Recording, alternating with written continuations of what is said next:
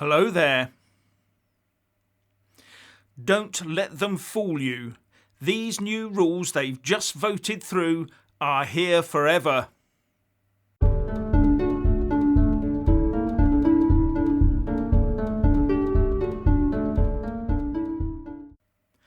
MPs have been debating these new freedom-shredding rules for England this afternoon, trying to justify them in the face of mounting evidence that they are not needed. But they voted for them anyway, and we will now reap a tyrannical whirlwind. And in the meantime, the English and wider UK population is being psychologically terrified into queuing for their latest medical intervention and or test, to the point that the whole healthcare system could collapse. So what they're doing is waving sick people aside and out of hospital and filling people's pockets with dosh as they administer interventions and tests, while the big boys behind them rake in the billions. But in the meantime, the government has dropped those red traffic light international travel restrictions because they say it's just too late now to stop the spread. It's here already and there's nothing we can do. While at the same time they try to convince us that they can stop it spreading here in the UK, as if it's not too late. And don't believe them when they say that this is just temporary and just in case. My video earlier today points out why that may be far from the case. But recent reports in the press lay it all out very clearly. Do you remember that 1.25% extra national insurance tax bill, that new social care levy that we're all meant to be paying as of next April to save us from having to sell our houses if we go into care? Well, the Times reported a couple of days ago that the Chancellor may be forced to use some of that extra money to fund a £5 billion a year permanent programme for extra top-up doses. And further, these extra doses will have to be administered to everyone every 3 to 6 months. With the report saying that there is now an acceptance of permanence about all of this. Now tell me anything about this whole mess is temporary. And like many others, I have the distinct impression that this was always part of the plan for this new revenue stream anyway. And I've been listening to MPs asking if the rules could be lifted early, if they're not required, and lapping up assurances from the likes of the Health Secretary Sajid Javid that they will be constantly reviewed. Blah, blah, blah. When MPs go home for Christmas as planned on Thursday, they will return in the new year to find the rules still fully in place and potentially find that we've actually gone into full stay-at-home mode.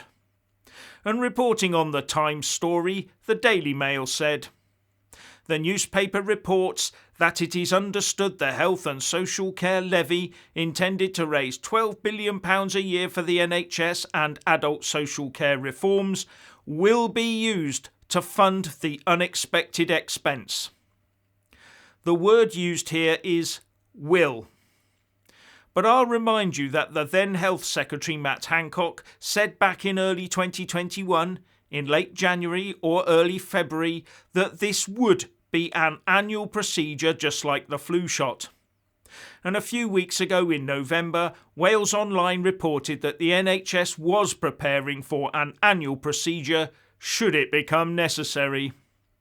All this points to it being a regular feature of our lives, forever and ever, and probably twice or more probably 4 times a year. All dictated to us.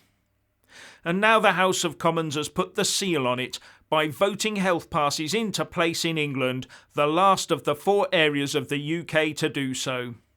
And the Shadow Health Secretary, Wes Streeting, has been pontificating about wanting to go further than the government and take a more EU-type approach.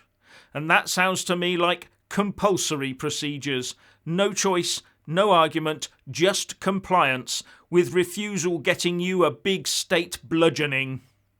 And to do that bludgeoning, they must force people to have some form of health pass, and also force them to always have that health pass to hand, and provide that pass on demand to whoever demands to see it. This is not freedom. It might be a mainland European form of freedom, it might be a Labour Party form of freedom, it might be a Tory government form of freedom, but it is not my form of freedom.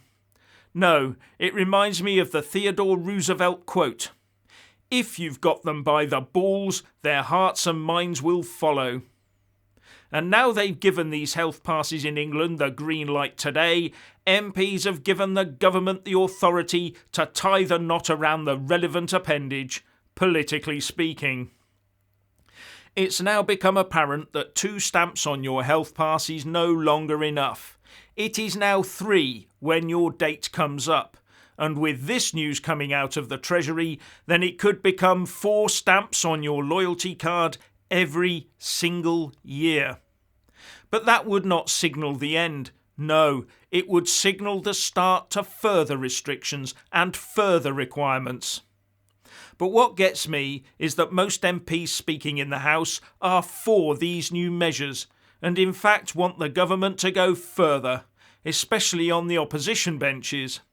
And some, like the Green MP Caroline Lucas, are screeching for money to be poured into isolation pay and to allow businesses to shut down.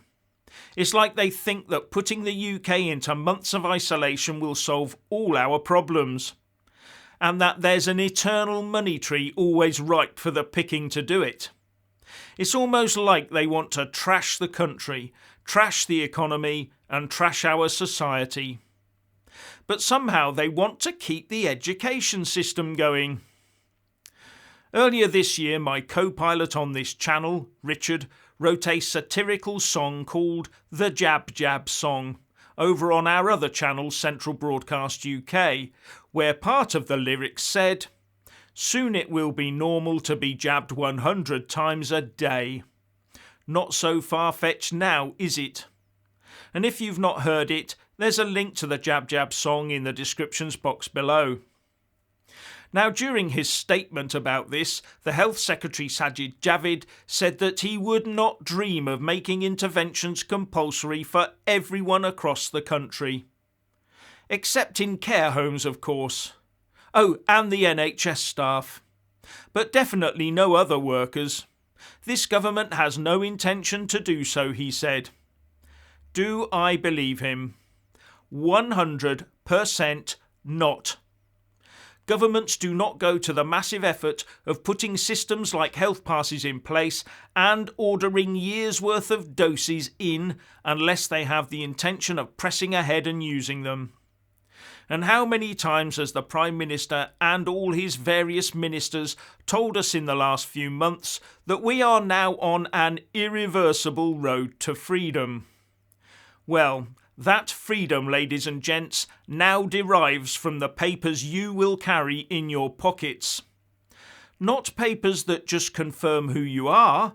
No, papers that confirm who you are, confirm that you are compliant, and also confirm that you have permission to be in the place you are, whether it be in a theatre, sports stadium, or disco.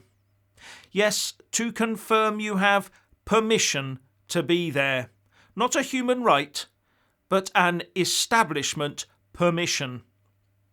And if you're unable to distinguish between the two, there are maybe 1 or 2 very well-known books out there that you might want to reread, if you ever actually read them in the first place.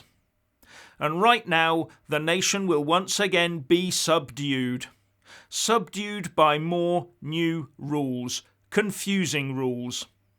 And now that England has been forced into this, we hear that the Scots and Welsh are gearing up to go even further, to double down and try and drag England down the slope with them.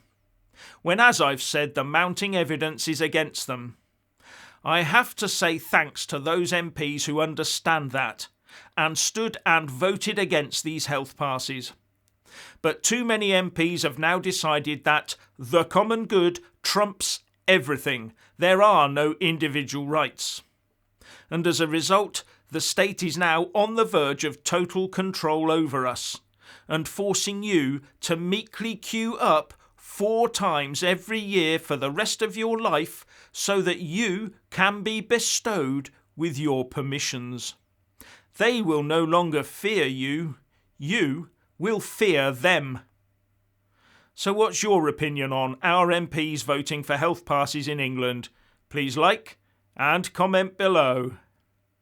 Please subscribe and like this video, buy a mug and support me on Patreon or PayPal, and thank you for watching.